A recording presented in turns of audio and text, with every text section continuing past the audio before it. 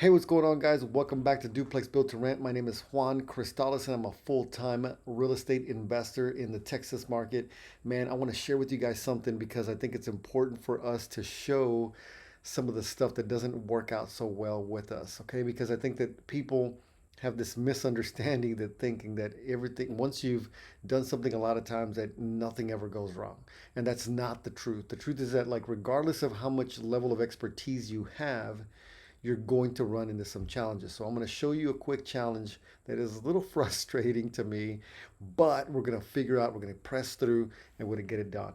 So the untrained eye here would look at this window and be like, yeah, okay, cool. Window's the window. And, here we have at the very top, we have the flashing, which is, the thing that needs to be inspected, right?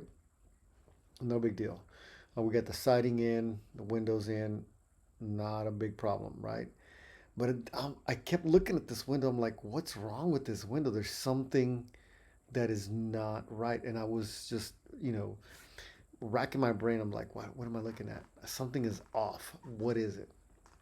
And then I was realized I'm like, wait a minute. You see these little holes that are right there, these little slits that you have right there? Those are called weep holes. So weep like you're crying, you're weeping, right? Those are weep holes. And in brick, there you have weep holes. And basically, what happens is that these holes allow for water that has potentially gotten into the window to have a way to get out, right? So it doesn't go into the house; it goes outside. Now, why are they at the top? It's because that's what's wrong. They're supposed to be down here at the bottom. So now here in Texas, you guys probably know that we get sideways rain sometimes, right? You got rain that just, comes in all different directions, right? Just you got rain coming at you.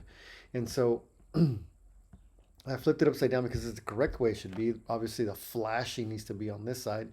The whole thing is upside down. The whole window needs to be taken out, put back in. But think about it like this. So let's say for whatever reason, even though you have flashing and somehow by some crazy way you have water that was able to get in through the window. Now these windows are made of plastic, very, very hard plastic. So even if water were to get in, it has a channel where it goes in and it runs out, and then these little weep holes allow the water to come back out so that the water doesn't sit there stagnant or want to push into the house. So it has a way to get out of the house.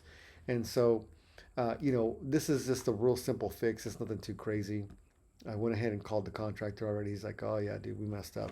But I feel bad for the contractor. I kind of do because, man, when we were doing this particular house and we were doing all the framing and doing all the siding and all the stuff, it was almost in the triple digits with the humidity here in Texas. It was absolutely brutal. I'm talking like these guys had to take long breaks, like once an hour they had to take a break because it was so hard. This is very strenuous work, very strenuous exercise to do all this type of work.